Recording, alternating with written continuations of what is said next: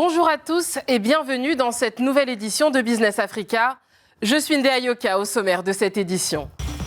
L'agence immobilière Nawali mise sur des solutions fiables et participatives permettant aux Africains de la diaspora et pas seulement d'acquérir des biens immobiliers sur le continent.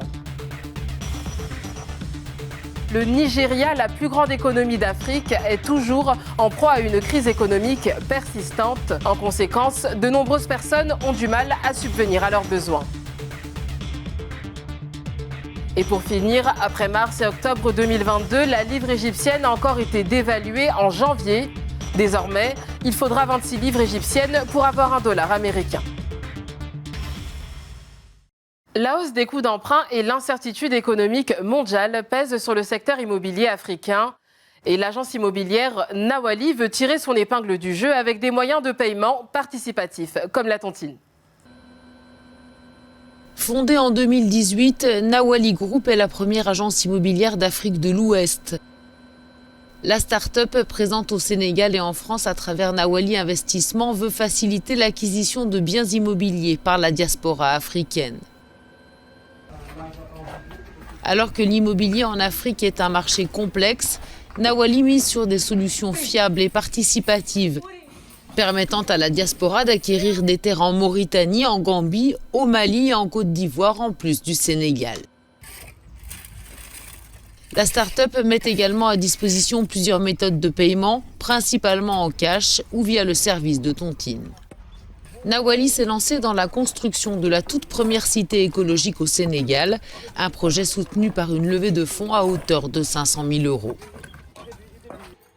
Ce projet révolutionnaire dans la région regroupera une vingtaine de villas, toutes construites à l'aide de briques de terre crue, réputées plus économiques et plus respectueuses de l'environnement que les constructions classiques en béton.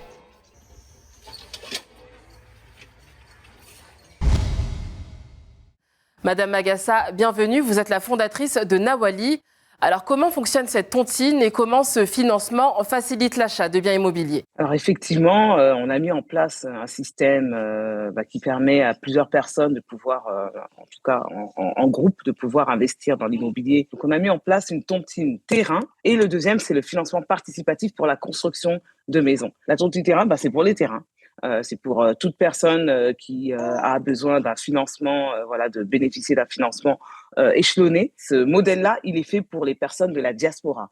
Pour les personnes, les locaux, on a également des tontines terrain qui vont être mises en place, qui seront d'un montant différent. En général, c'est sur du franc CFA. Ensuite, comment ça se passe? On va avoir dans le groupe des 20 personnes qui vont cotiser donc chaque mois. On va avoir le capital, donc on va prendre le modèle euro, donc le capital de 5 000 € qui sera débloqué tous les mois et qui sera utilisé pour un des adhérents. Ça facilite énormément toutes ces personnes qui n'ont pas de possibilité d'avoir de l'épargne ou de possibilité de passer par un système bancaire. En fait, pour toutes ces personnes-là, on est une solution. Après des villas éco-responsables en terre crue, Nawali s'est lancé dans la construction de la toute première cité écologique au Sénégal.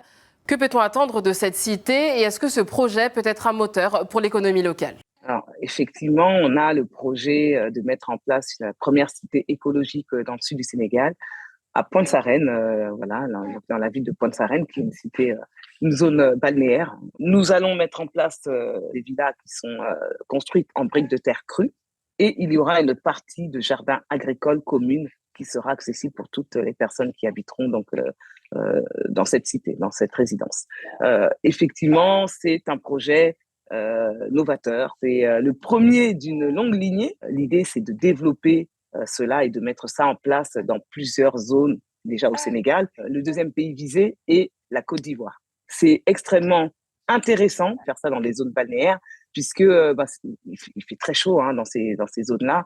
Et là, c'est de la construction écologique qui permet de rafraîchir, d'avoir une habitation totalement fraîche. C'est éco-responsable, c'est écologique, c'est moins cher, ça permet aussi, ça nous permet, nous en tout cas, d'employer énormément de personnel sur place.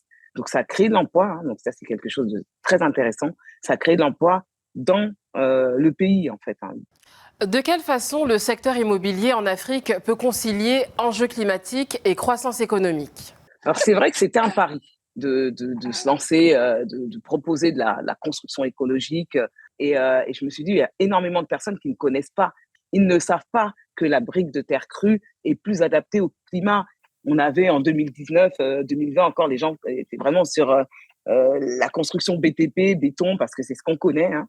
Et finalement, là, nous, quand on fait le point et qu'on regarde nos chiffres, voilà, on est à 80% de personnes qui choisissent la brique de terre crue. Madame Aïta Magassa, merci d'avoir accepté de répondre à nos questions. Au Nigeria, l'inflation frôle les 21% alors que l'élection présidentielle approche à grands pas.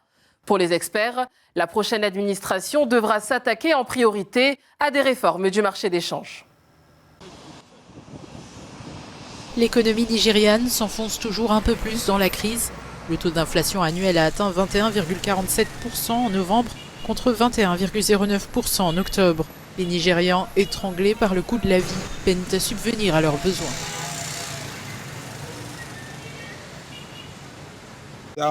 Notre secteur pétrolier est en très mauvais état.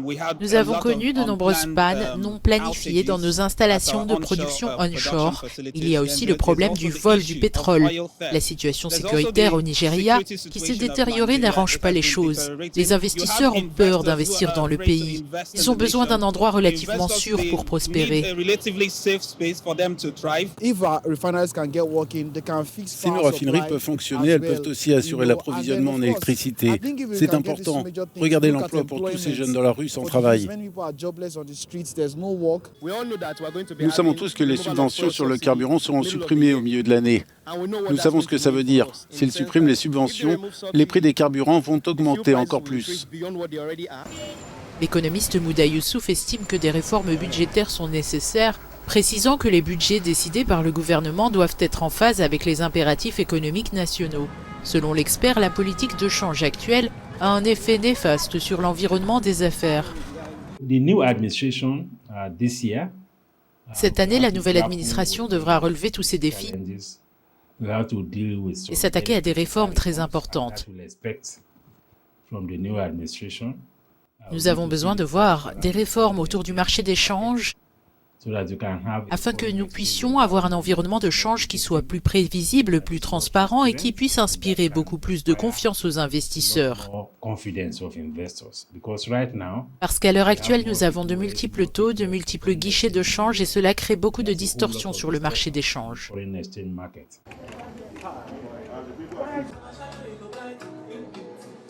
Les Nigérians, appelés à désigner leur nouveau président en février, espèrent que la nouvelle administration saura faire face aux défis économiques du pays. Le PIB du Nigeria, qui dépassait les 440 milliards de dollars américains en 2021, s'est effondré à 100 milliards de dollars en 2022.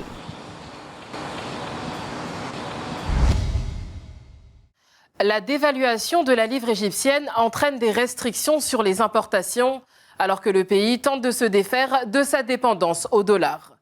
En moins de 10 mois, la devise aura chuté de près de 70% par rapport au billet vert.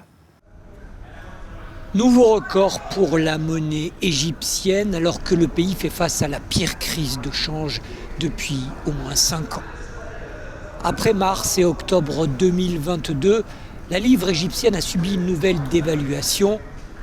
Au total, sur les 10 derniers mois, la monnaie a perdu près de 70% de sa valeur vis-à-vis du dollar américain, principale monnaie de facturation des importations du pays. Tentant de réduire les dépenses de l'État, le gouvernement n'a pas eu d'autre choix que de demander au ministère de réduire les dépenses non essentielles jusqu'à la fin de l'année fiscale, c'est-à-dire en juin. 4 ministères ont néanmoins été exemptés, notamment celui de la santé, de l'intérieur, des affaires étrangères et de la défense. Cette décision rendue publique le 9 janvier prévoit le report de tout nouveau projet fortement dépendant des devises étrangères. Cette crise du dollar entretient la flambée des prix. Actuellement, 7 milliards de dollars de produits importés sont encore bloqués dans les ports en raison des difficultés qu'ont les importateurs à trouver des dollars. Cela accentue les pénuries. Au final, l'Agence centrale pour la mobilisation et les statistiques de l'État a publié des chiffres indiquant que l'inflation annuelle était de 21,9% le mois dernier contre 19,2%. C'était en novembre. Business Africa, c'est terminé. L'information continue sur Africa News et sur toutes nos plateformes digitales.